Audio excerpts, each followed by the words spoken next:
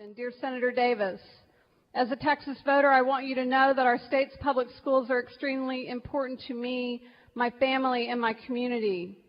To maintain public education in our current financial crisis, I ask you to support these emergency measures immediately. Use the $9.3 billion in the Texas Rainy Day Fund to support public schools. Make sure any cuts that may be necessary are fair to all school districts. Texas students are our future, and their education is the most important public investment we can make. I hope you will agree with me by supporting these critical measures and look forward to your prompt response.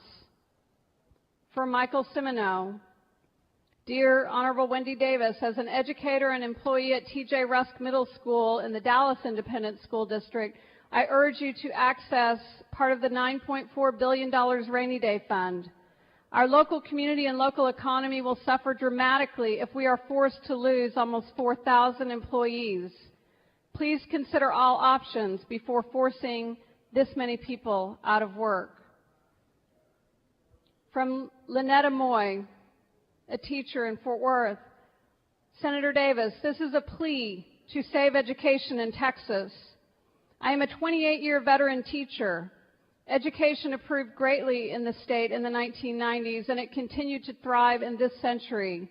The proposed changes will cause Texas to take a step back in education. Please continue to work hard for the children of Texas. From Mary Latour, a mom, a student, a future educator from Arlington.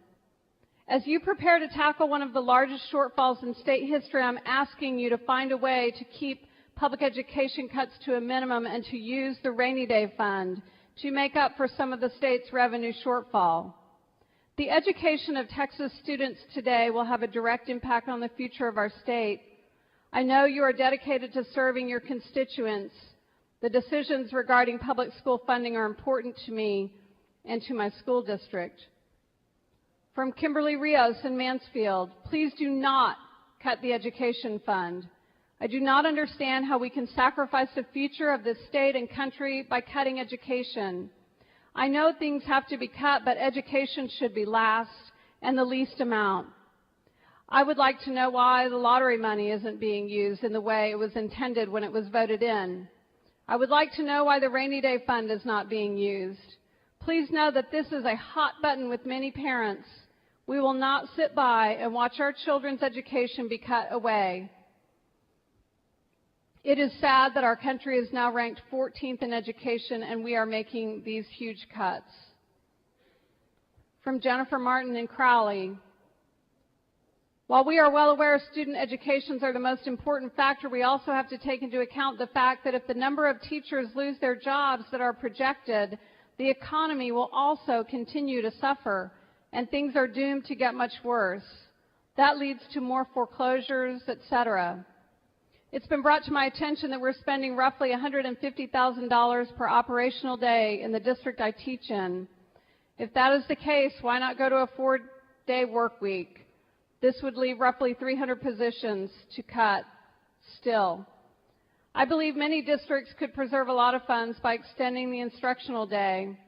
That is one less day we have to run buses, prepare food for students, and run electricity.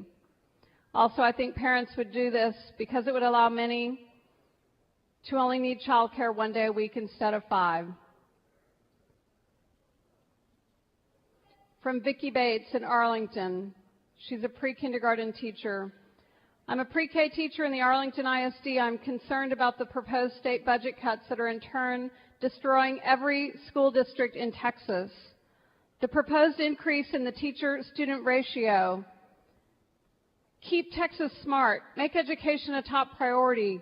Use the $9.3 billion in the Texas Rainy Day Fund to support schools.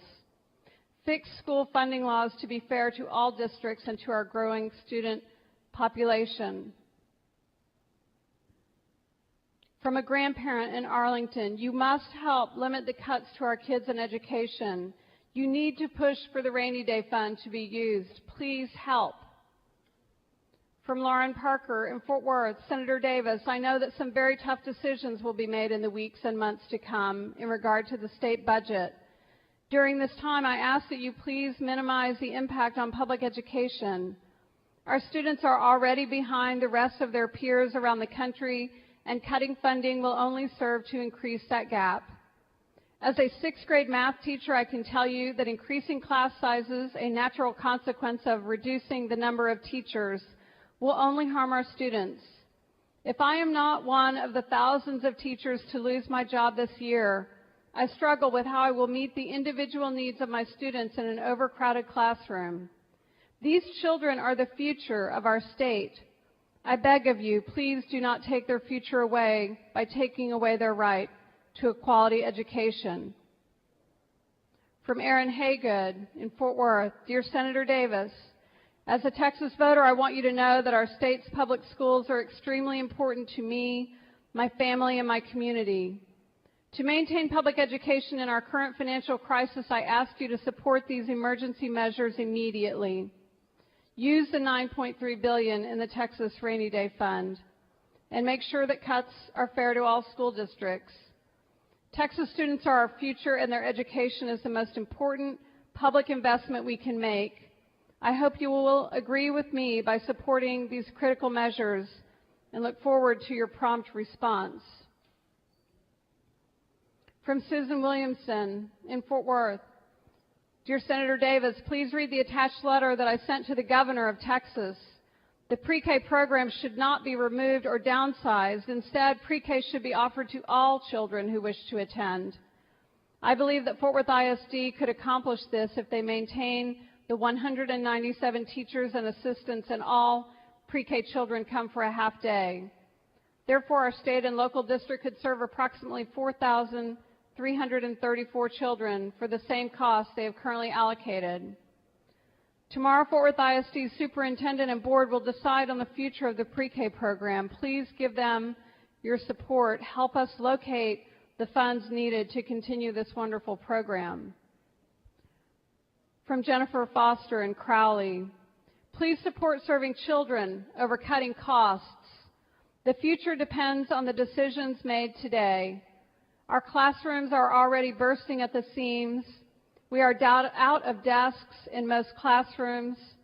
Every child deserves the opportunity to receive an outstanding education from a hardworking, dedicated, motivated, educated, and inspired teacher.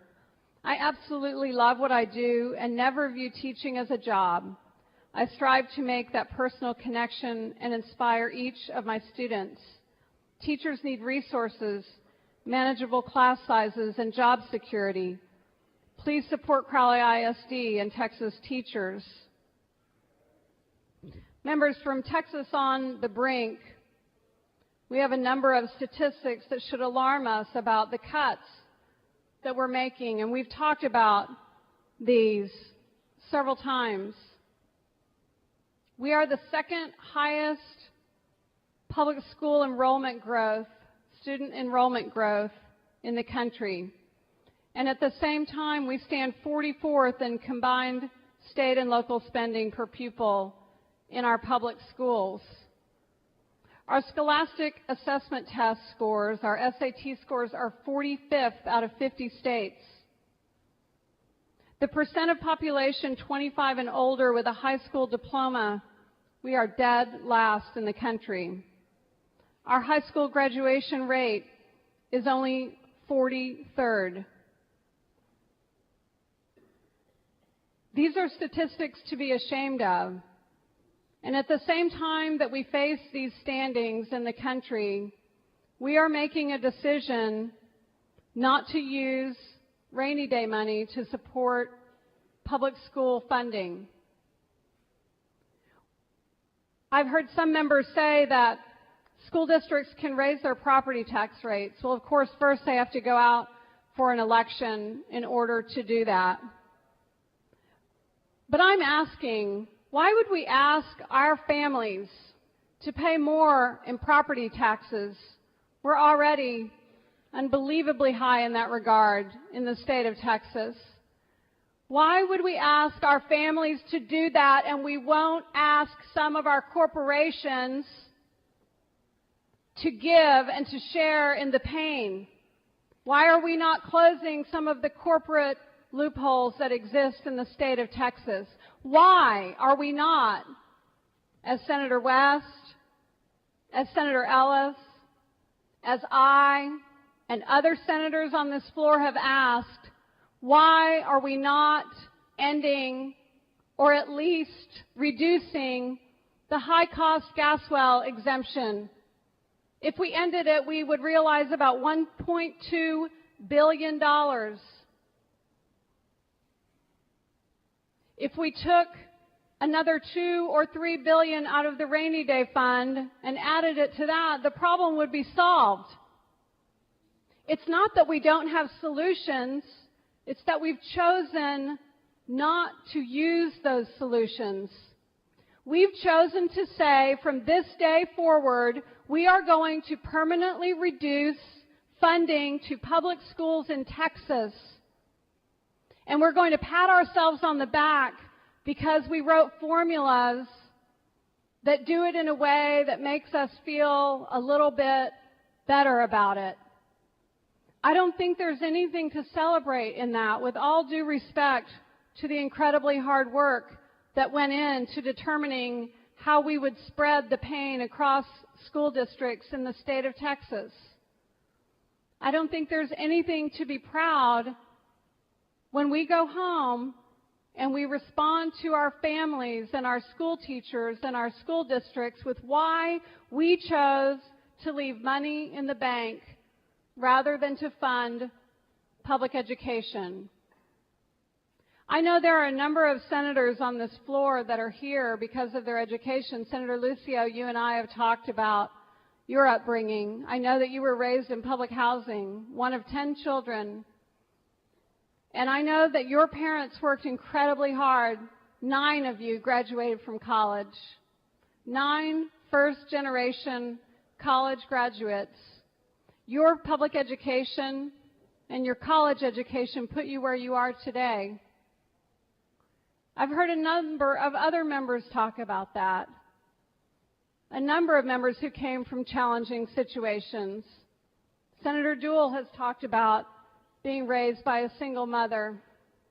His education provided him with the opportunities that he has today. Senator Eltife made a special thank you to the retired teachers when they were here a few weeks ago, and it was especially poignant because he shared a personal piece of himself with the members. He talked about being raised by a single mother, and he talked about the fact that his school teachers made the difference in his life. And he would tell you, I'm sure, that his education is the reason that he's here today. And I would imagine if we went one by one by one, member by member on the floor, we would all have a similar story to tell. We are failing the future of Texas when we aren't investing in public education in the state of Texas. And make no mistake about it, the impact of that will be felt. It will be felt by teachers who are already overburdened. It will be felt by families who send their school children to schools in overcrowded classrooms. It will be felt in the quality of public education. And it will be felt in these statistics. 44th right now. What will we be after this budget passes and after this funding plan is adopted?